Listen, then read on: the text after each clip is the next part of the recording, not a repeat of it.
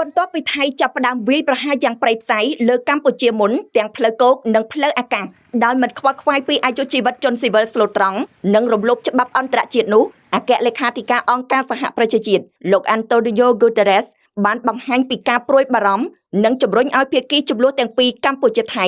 រក្សាភាពអត់ធ្មត់និងវិលទៅរកកិច្ចព្រមព្រៀងសន្តិភាពវិញអ្នកនាំពាក្យប្រមុខ UN លោក Stephen Dujarric បាននិយាយកាលពីថ្ងៃច័ន្ទថាលោក Guterres ព្រួយបារម្ភចំពោះរបាយការណ៍ពីការប៉ះទង្គិចគ្នាដោយប្រដាប់អាវុធជាថ្មីរវាងកម្ពុជាថៃ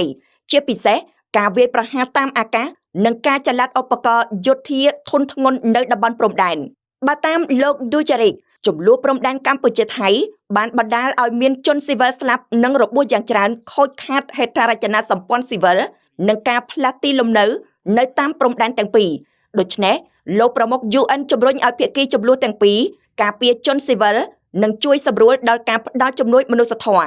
យោងតាមអ្នកនាំពាក្យដដែលលោក Guterres អំពាវនាវឲ្យភាគីទាំងពីរប្រើប្រាស់ឲ្យបានពេញលេញនៅយន្តការទាំងអស់សម្រាប់ការសន្ទនាដើម្បីស្វែងរកដំណោះស្រាយយូរអង្វែងចំពោះជម្លោះតាមរយៈមធ្យោបាយសន្តិវិធីគួរកត់សម្គាល់ថៃបានបើកការវាយប្រហារមុនជាលើកទី2មកលើកម្ពុជា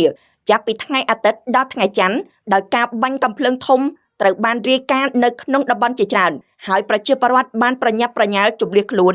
នៅក្នុងខេត្តជាច្រើនរយៈពេលតែជាង2ខែប៉ុណ្ណោះបន្ទាប់ពីប្រទេសទាំងពីរបានចុះហត្ថលេខាលើសេចក្តីប្រកាសសន្តិភាពរួមគ្នា